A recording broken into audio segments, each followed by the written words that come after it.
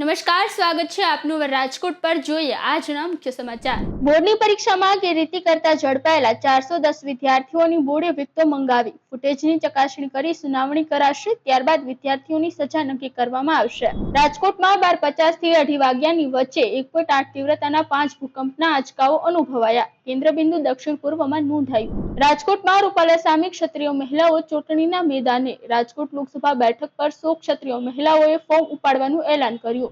અખિલ ભારતીય કાઠી ક્ષત્રિય સમાજની ભાજપ કાર્યાલય ખાતે પત્રકાર પરિષદ યોજાઈ। પરસોત્તમ રૂપાલાને માફી અપાઈ। રાજ્યમાં ગરમીનો પ્રકોપ યથાવત। આજે રાજકોટમાં 40.3 ડિગ્રી તાપમાન નોંધાયું। ભારતે નવી ટ્રાવેલ એડવાઇઝરી જાહેર કરી। નાગરિકોને ઈરાન અને ઇઝરાયલ ન જવા જણાવ્યું। દાવા પ્રમાણે ઈરાન 2 દિવસમાં ઇઝરાયલ પર હુમલો કરી શકે છે। સૌરાષ્ટ્ર યુનિવર્સિટીમાં ભૂતકાળના ખર્ચનો વિવાદ ગાજ્યો। કોંગ્રેસે કહ્યું ₹10 કરોડનો ખર્ચ ગેરકાયદે મંજૂર થયા હોવાનો ઓડિટ પેરામાં ઘટસ્ફોટ। કુલસચિવે આક્ષેપોને નકાર્યા।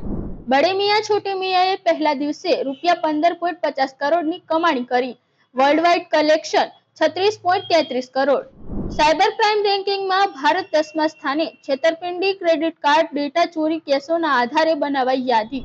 યુનિવર્સિટીની પરીક્ષામાં ચૂંટણી જાગૃતતા।